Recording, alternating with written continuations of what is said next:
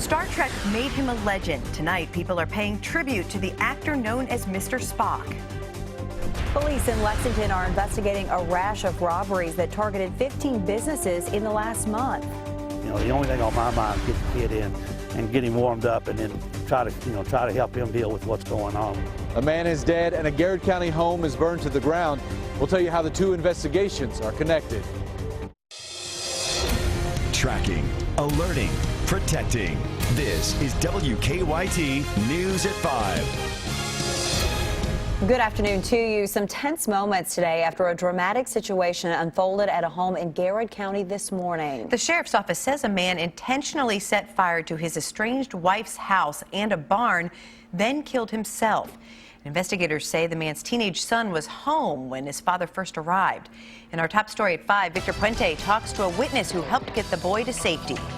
Most of the firefighters have left, but state police are still here investigating both of these fires and the death of the man who could be responsible for them.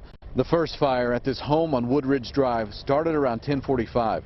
That's when a man doing a home inspection just up the street saw a 14-year-old boy come to the door and ask for help.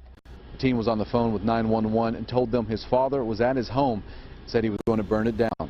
The man who helped the teen told me they saw flames coming from the back of the home. When a deputy and a trooper arrived, they saw smoke coming from a barn behind the home and a set of footprints in the snow leading to it. That trooper tells me when they got to the barn, they saw the boy's father dead from a self-inflicted wound. The barn was already on fire and they didn't have a chance to get to him before it collapsed. The man who helped the teen said he tried to console the boy's mother when she arrived. Now, when I know that nothing I'm going to say is going to make her, feel any better right now. Cannot imagine what she's going through today. There's a lot of loss here. State police tell me the man wasn't supposed to be on the property because of a domestic violence order that was filed in January. In Garrett County, Victor Puente, WKYT. Elliot says the teen was not supposed to be there but had stayed home from school because he was sick. Tonight, police are trying to figure out who is responsible for a recent rash of robberies in Lexington. Police say since the end of January, one man may be involved in at least 15 robberies across town.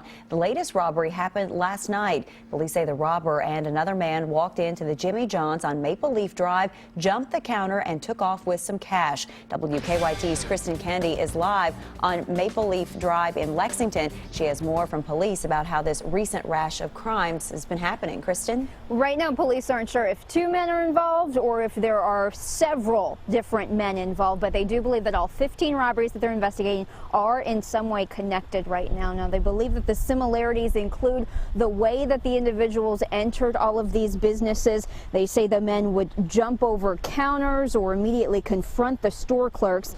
In several of the robberies, police say there is an individual wearing a varsity jacket. The getaway car is often one of two, either a light-colored Camry missing two hubcaps or a maroon-colored Saturn.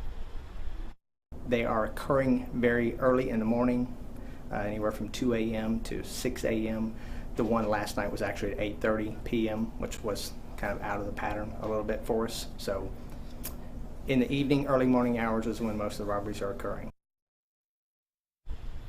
Along with this Jimmy John's, police also say that the individuals have robbed several gas stations, several other restaurants, even a Kroger liquor store. We're live in Lexington. Kristen Kennedy, WKYT. Kristen, thank you. Police believe the same people also robbed a pizza delivery driver off North MLK. Well, another cold start to the weekend, and the wintry weather is not letting up just yet. We are tracking a messy start to March. Meteorologist Jim Caldwell is tracking what we can expect. Jim? And it looks like, guys, that we're going to have a bit of a messy weekend, especially toward the end, where we get that mix in here, more showers, and temperatures actually jump up into the low 40s. Out there right now, there's nothing wrong with it except the chill in the air. Check out this view that we have. Looking back out toward Winchester Road, sunshine is out there. You see some clouds off in the distance, just a beautiful scene. But the sun, well, what you're seeing right there, it is deceiving you. It is still plenty cold outside. Temperatures are running now in Lexington at 22 degrees. We lost a degree from the 4 o'clock hour. We're now down to 22. It's 21 Danville and also in Richmond. Defender will remain on the quiet side tonight, even into the day tomorrow. But what will happen late tomorrow night and into Sunday, that's going to feature more of a little shot of some wintry weather and even some showers that will come into our area. Here's our daily breakdown. We're chilly on Saturday, highs right around 30 degrees or so. Then we get in on that early mix on Sunday. We're talking rain, snow, maybe some sleet, freezing rain, maybe a brief little period of that, but that's not a major concern for us. And then milder air begins to roll in here for the beginning of March. We could see temperatures close to 60 degrees next week. We just have to get through the weekend first. And I'll do that for you coming up with our hour-by-hour forecast in just a few minutes. A central Kentucky community is finally getting some relief after last week's storm caused serious water problems. Our county-by-county coverage begins in Powell County. A boil water advisory in Clay City has been lifted. Hundreds of people were without water this week. Water officials say the tanks started running low last week as people ran water to prevent frozen pipes and also because of burst pipes. In Rockcastle County, the search continues for 2 men wanted for a robbery at a business. State police say the masked men held up the Broadhead Tobacco and Tan store about 11 last night. Police searched the area, but the 2 men got away. Police say one was armed with a gun, the other had a knife. The store clerk was not hurt. He was known as the original and iconic Mr. Spock from Star Trek, but today the world said goodbye to beloved actor Leonard Nimoy. Nimoy's wife said he died today at his home in Los Angeles. Last year, Nimoy announced he had chronic obstructive pulmonary disease, which makes breathing difficult. Danielle Nottingham takes a look back on his life. Leonard Nimoy brought to life Mr. Spock in the original Star Trek TV series that premiered in 1966. Live long and prosper. Nimoy's portrayal of an intelligent but stoic Starfleet science officer quickly turned him into an icon for generations of sci-fi fans. He developed Spock's famed 2-fingered Vulcan salute based on the Hebrew alphabet. I'm still amazed at the effect that Star Trek has had on this culture. You walk down the street and people wave at you and do that and say, "Hi, Spock." Nimoy was born in Boston in 1931 to Jewish immigrants escaping Stalinist Russia. He landed small TV and film roles in the early 1950s before his performances caught the attention of Star Trek producer Gene Roddenberry. Star Trek, one of TV's most successful series, catapulted Nimoy into stardom and earned him 3 Emmy nominations. His popularity also created a rivalry with his co-star William Shatner that lasted decades. And if you're asking the logical decision to make... No, I'm not. Bill was still the star of the show. His first Bill, he's the captain. The nature of the role is such that he's the guy. But Spock was very, very popular.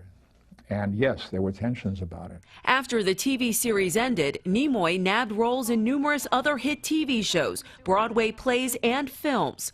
Beyond acting, Nimoy was an accomplished photographer. His acclaimed black and white photographs fill his home. Nimoy also penned the autobiography I Am Not Spock in 1975 that offended his fans, and then wrote its sequel, I Am Spock, 20 years later. And it was a mistake. The reaction of people was, so the title was, this is a rejection of the character. That wasn't the intention at all. So I thought I'd clean up the problem with I Am Spock. In the 1980s, Nimoy took a seat behind the camera, launching his career as a respected director. He directed the 3rd and 4th Star Trek films off-screen, while reuniting with Shatner on-screen. Permission to come aboard. Permission granted. The two later capitalized off their feud-turned-friendship in TV commercials for Priceline. Who could possibly replace me? Hi, guys. Hey, Bill. Hey, Leonard. Nimoy's accomplishments earned him a star on the Hollywood Walk of Fame in 1985. He reprised his most famous role in the 2009 Star Trek film as a much older and wiser Spock. I shall simply say, good luck. While he is best known for his alter ego, Nimoy lived a long and prosperous life far beyond Star Trek. Danielle Nottingham, CBS News.